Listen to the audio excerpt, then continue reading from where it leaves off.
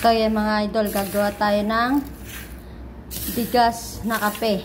Organic na kape to mga idol. Talagang masustansya siya. Good for the health. Kanga. Diba? Gagawa tayo mga idol. Tara. Yan mga idol, meron tayo ditong kawali. At meron tayong bigas. Inugasan ko siya mga idol kasi para... Di ko kasi alam kung... diba yung bigas natin kasi minsan hindi natin alam kung... malinis ba? Yan. Painitin natin yung kawali. Gagawa tayo ng kape. Kape sa bigas. Yan. Nagkakape ako niyan kahit puro pa. Tapos konting asukal. Kasi gamot yan mga idol. Gamot yan sa sikmura natin. Diba?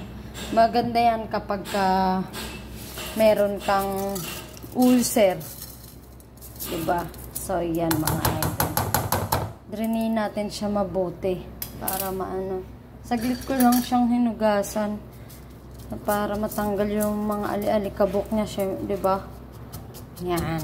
Painitin natin siya mabuti mga idol. Hanggang sa magkulay itim siya. Itim na pwede na natin siyang ikape. So yan, painitin na natin mga idol. Laksan natin yung apoy yan. So, yun na siya mga idol, di ba? Na, medyo nagkaano na siya. Tayin natin siya hanggang sa maging kulay itim. Yung kaping-kapi na talaga siya. Dalhin mo ako sa iyong palasyo. Maglakad tayo sa hardin ng iyong kaharian. Wala man akong pag-aari, pangako kong habang buhay kitang sisilbihan, o aking prinsesa.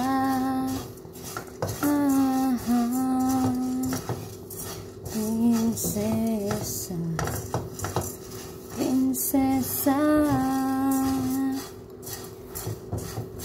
Di ako magkatulog, naisip ko ang ningning ng iyong mata.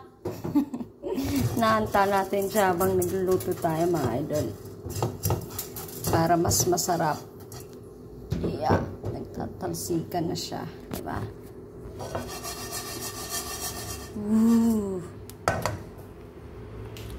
So, yan na siya mga idol. Malapit na. Kung ano pa, hanggang sa maging itim pa. Dapat talaga sa halo para pantay-pantay yung kulay niya. Pantay-pantay talaga yun. No? Hindi lo. Baka masira naman yung sandok natin ito. Lagot tayo kaya mo. Aluloy natin. Nakakahilo nga lang. Ano? Wow, chef yan.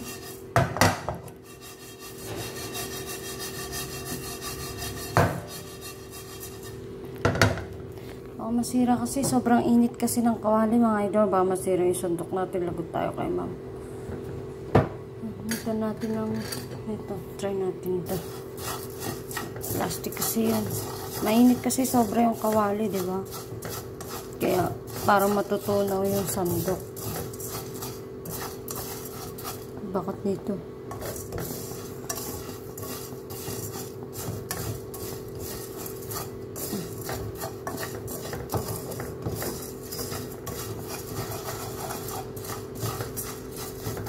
Pakulo na ako ng tubig ko para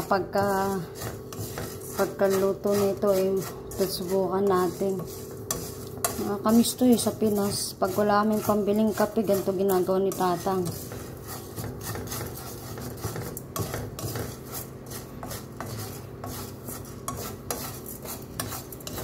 Sarap pa, organic.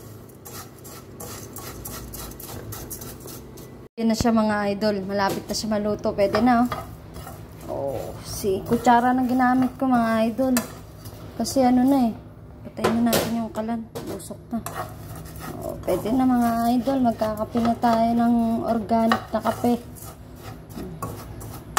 Kasi yung sikmura ni Honey sumasakit nung nakaraan kasi lagi siyang na nilipasan ng gutom. Minsan alas 3 na siya nakakakain ng tanghalian. Kaya eto, para iwas ulcer mga idol. So yan, gumawa tayo ng kape. Organic na kape yan. Ang init. Kutsara kasi yung ginamit ko kanina. Nasira, muntik na. Buti na, gapang ko. Kasi hindi niya talaga kaya. Ayan na mga idol, pwede na. Ang init, aray ko, ang init mga idol. Hirap pa rin, ang init.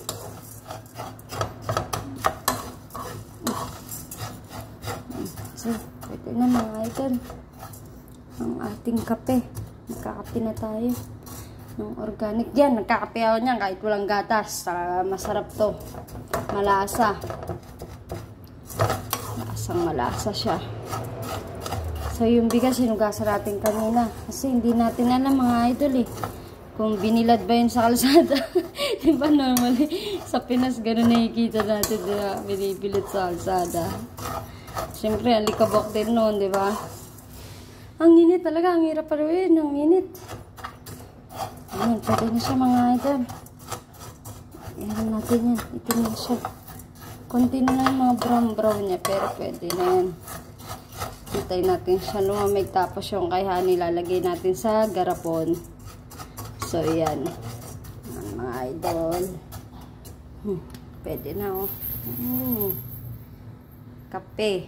Kapeng organic, gamot sa ulcer. Subukan nyo rin mga idol. Tignan nyo, madami yan, oh. 2 takal siguro to. So, pwede nyo na to ikape. Baka nakalimutan nyo na to mga idol, yung kabataan natin. Lagi tayo nagaganito, diba? So, yeah mga idol.